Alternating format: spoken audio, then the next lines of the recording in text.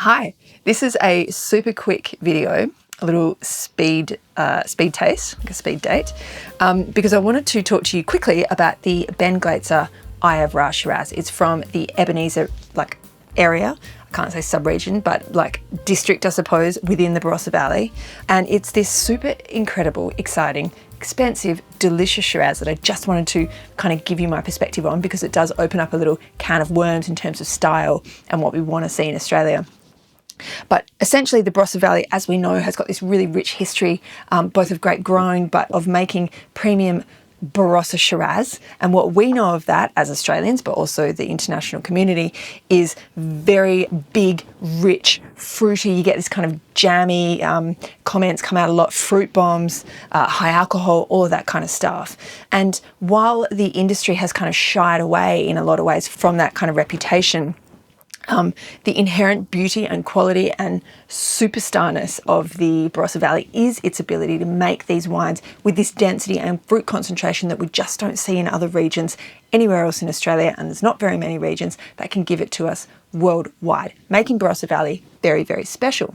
So whenever I see Shiraz that are made in that style but have got some restraint, have got some savoury extract, have got some characters that balance the sweet fruit, I get very excited. This wine has got those things, and I just wanted to talk to you about it today. So it's 2018, Shiraz from Ebenezer, as I said. 2018, in my opinion, is one of the greatest vintages in the recent time that the Barossa Valley has had.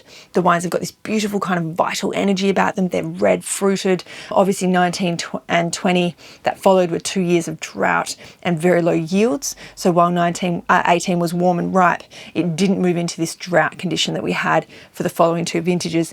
And I love the wines that are made in this year. Like looking at them now in 2023, but last year, and I'm sure next year, the wines look very fresh as compared to the 17s, which I didn't like anywhere near as much. That much cooler vintage, quite leathery now. I find the wines are sort of drying out and quite savoury. I know I'm going to get a lot of flack for that, but that's my opinion. 18s, love, sweet spot. So this has got this kind of pure dark cassis, blackberry and mulberry and all of the black berries that you can imagine.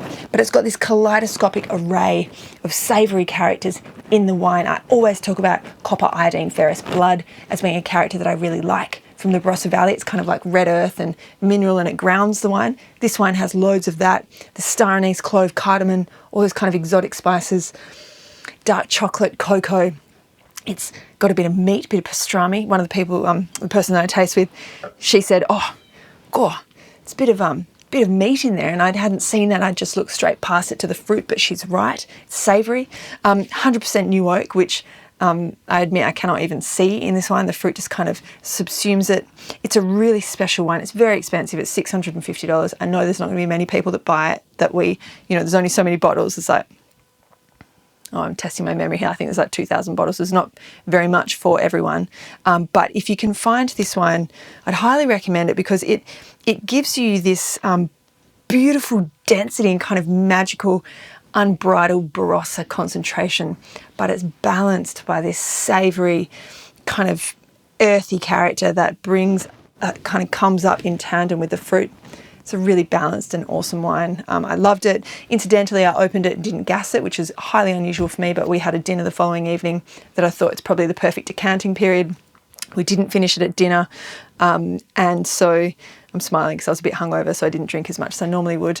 But we looked at it over the course of the next 5 days ungassed, which, as you know, for me is quite unusual. The wine held up. That's another very good sign for its quality. So a brilliant wine, highly recommended, the 2018 Eye of Ra by Glaetzer.